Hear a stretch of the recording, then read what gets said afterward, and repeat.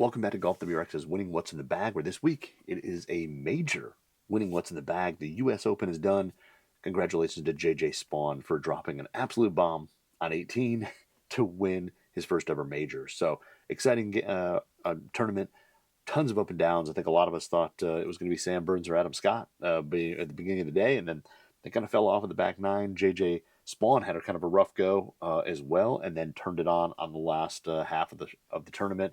So an amazing U.S. Open to watch, extremely brutal conditions, but J.J. Spaun gets the win. So we'll jump into his bag. He's a Srixon staffer, but he does have maybe a couple clubs that aren't Srixon in the bag. All right, so we're going to start at the top like we always do. And for driver, he is playing the Titleist GT3 driver. Now, this is the latest iteration of the kind of lower launching, lower spinning driver in the Titleist line. The GT series came out kind of the end of last year for us. Now, the GT3 is kind of, like I said, lower launching, lower spinning, a little bit more versatile. Has a plate on the bottom that has 5 movable weight settings, so you can set it up for draw or kind of fade or even neutral. And then, of course, it has the Titleist SureFit hosel on it. Very classic design, clean gloss black top on it, played by a lot of people on tour. Now, his is a 9-degree head, but it is set to B1 in the hosel, which makes it 0.75 degrees more flat. Making it flat will typically produce a little bit more of a right starting line or make it just slightly more fade bias. Now, the shaft in this one is going to be the new Fujikura Ventus Black with VeloCore Plus. This is the one that came out last year in 2024. It's a 6X, and the VeloCore Plus just adds some stability. Basically, the bias core on the original VeloCore shafts was a layer of carbon that made it really stable. This is an updated version that uses multi-material in the VeloCore, so VeloCore Plus. And this one here, the black, comes in at 66.5 grams with 3 degrees of torque. And of course, black is low launch, low spin. Really stiff handle, really stiff tip with a fairly stiff midsection. Now move into his fairway woods, and his first fairway wood is a 3-wood, and it is a TaylorMade Qi10. This is the 15-degree head, so the standard 3-wood, bonded hosel, no adjustability, clean gloss black top. I think one of the kind of, I would call it almost underrated 3-woods of last year. Played still on tour by a ton of players, even players who are not on TaylorMade staff, like JJ has as one in the bag, but a little higher launching, a little bit more spin, and even a little bit more forgiving. Now, the shaft on this one is going to be a Mitsubishi Diamana PD70TX. Now, the PD was part of the 5th generation Diamana series that was just replaced by like the WB. That's a replacement of it. It is the low launch, low spin shaft from that 5th series Diamana series. Really smooth, good feel to it. Comes in at 76 grams and 2.7 degrees of torque.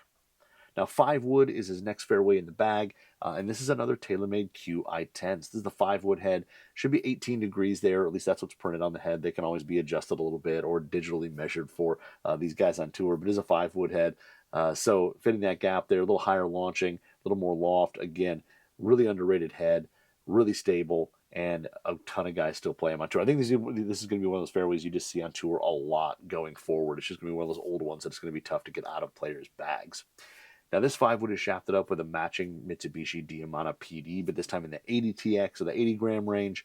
This thing here, again, low launch, low spin, launched around 2002. I believe it was the beginning of 2002. Might have seen it on tour at the end of 2001. It's got kind of a medium handle stiffness, and then it's firmer in the midsection and the tip section, so smooth feel. And it comes in at 84 grams and 2.9 degrees of torque for that 80TX.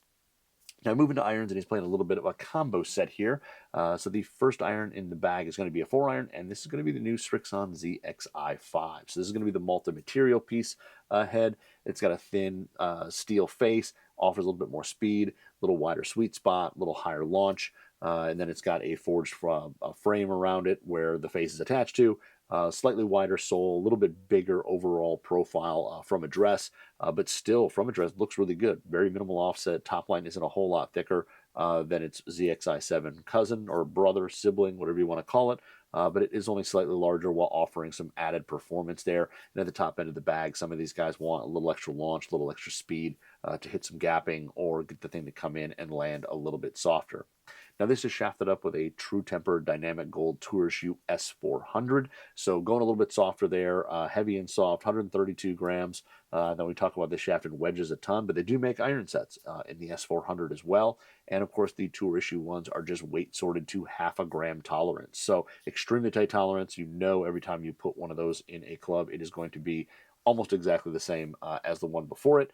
So extremely consistent for these players.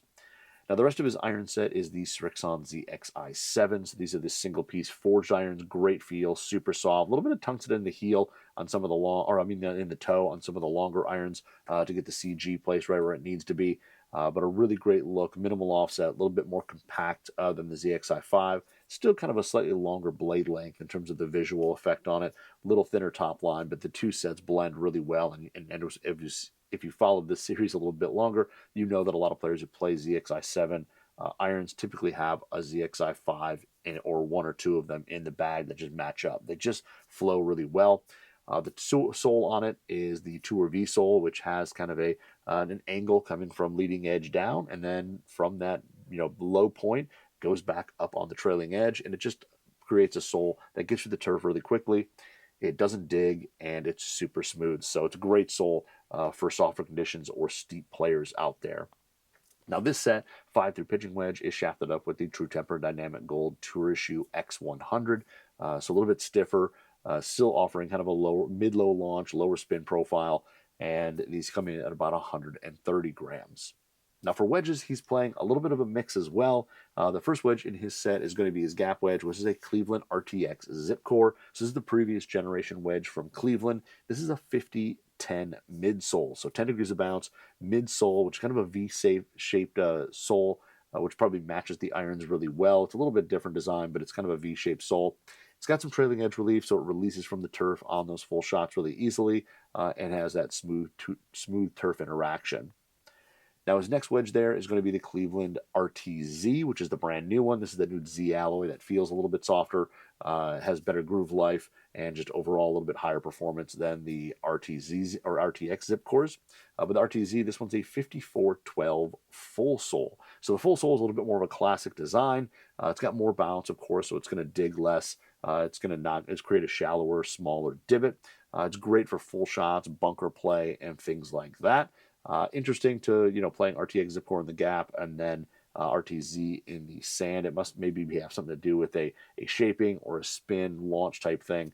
The RTX ZipCore spin a ton. I felt like the RTZ spin a ton as well, but maybe there's a slight design difference there that he may like the shaping of or something with the RTX ZipCore that may match the irons a little bit better than the RTZ did to his eye, something like that. And then his final wedge in the bag is going to be the Cleveland RTX 6 ZipCore. So this is going to be the 66 low sole design. So this is more of a C-shaped sole design. A lot of trailing edge, heel and toe relief there when you look at it. This allows you players like JJ to open the face up, play higher lofted shots, play all types of different shots, making it very versatile for these players. When you look at his, it looks like it also has a pre-worn leading edge on it, and that typically helps get that leading edge low on the ground, under the ball, moving that contact point up just a touch on the face, as well as getting through the turf very quickly without digging too much or getting stuck into the turf on some of those tighter lies. Now, all three of these shafts are shafted up, or all three of these wedges are shafted up with a True Temper Dynamic Gold Tour Issue S400s. Again, we talk about these every week, I feel like, but they're 132 grams, a little bit softer flex than the X100. So you get a little bit heavier, a little bit softer feel. So those non-full shots have a little bit better feel to them. You feel a little bit more of the shaft and better for kind of those touch shots, finesse shots around the green. Now, as putter, we move into that, and it is a L.A.B Golf DF3. So this is the new DF3. It's actually not that new anymore. It's been out for a little bit, but it kind of looks like their old DF1 with the kind of face, and then it goes into kind of a rounded back on there with a hole that you can pick up the ball. Now, JJ's here is actually an all-black finish with a full sight line that runs from the face of the putter through where the shaft goes in, because the shaft goes in the center of the club head, and then goes all the way to the back. And this is a zero torque design or lie angle balance design. So when you hold the putter or rest it on a table, you hold it without restricting it, the face will be always pointed towards the target. And the theory behind this is that, the face is always pointing to the target. All you have to do is read the putt, get the speed, and the face should be always pointed to wherever you're aiming. Now this one here, you can see a bunch of weights on the bottom. That is also to dial in the weight on it and to get it to always be toe up or lie angle balanced. Now his looks to be the vertical shaft option. So just recently in the Oz, they haven't released it to retail yet for us, but with the Oz, they have a vertical shaft option. So most lab putters have a little bit like a 2 or 3 degree forward lean in the shaft that's built into it. They do offer in the Oz a vertical version, so you could use a standard putter grip. His looks to be the vertical one from the photos and the fact that he's using a pretty standard grip on there. But his looks to have the vertical shaft option in the DF3, which I don't believe is available to us yet. Who knows, it could be coming later on, and maybe with JJ winning, it may accelerate that a little bit if they are going to even do it. But speaking of the shaft in there is the TPT shaft that they did in collaboration with L.A.B Golf. So TPT is a shaft company out there that makes these kind of wound shafts that are all automated to create great consistency. And from what I've heard, the TPT shaft for L.A.B was made and collabed with them because it was so almost perfectly round. Where other shafts out there, whether steel, graphite, whatever, there were some inconsistencies with how round they were and how they performed. So L.A.B partnered up with TPT to design a shaft for them that performed the way they wanted to. So it's supposed to be extremely stiff, very stable, extremely round, and extremely consistent from shaft to shaft. So extremely high performance, and it is kind of a black carbon weave to it. Looks really good with the black head. And then we move to the grip, and the grip is actually a Scotty Cameron Pistolini in black with the black logo on it. So a very thin, very small grip. Gives you great feedback, great responsiveness because there's not a ton of material between you and the shaft there, but a little bit more of a slightly more squared off kind of shape to it while still being overall very small. Now the rest of the grips in his set are Golf Pride Tour Velvets. This is the Tour Velvet. It's been around for a long, long time. We've all tried it at some point. Got kind of like that almost herringbone looking traction pattern to it, but a good blend of softer feel, traction, moisture control. It just does everything really, really well. I personally like to play the 360 version of these, but a great grip out there that's been around a long, long time. Now for ball, he is playing the Srixon Z-Star Diamond. So this is a three-piece ball from Srixon. Just came out a little bit ago. I think we're in the second version of it or second generation of it. But it is kind of a mid-high ball flight. And it is the higher spinning ball of the three in the lineup. So the Z-Star XV, the Diamond one spins the most around the greens as well as with driver, long irons, all that. And it's kind of a mid-firmness, so maybe not quite as firm as the XV. It's probably fairly close, a little bit firmer than the Z-Star on that ball. So that is JJ Spaun's winning What's in the Bag from his 2025 U.S. Open victory out at Oakmont. Congratulations to him on winning his first major. Absolutely exciting weekend of golf. U.S. Opens to me are always a blast to watch. So congrats again, and check back next week when we jump into the next winner's What's in the Bag.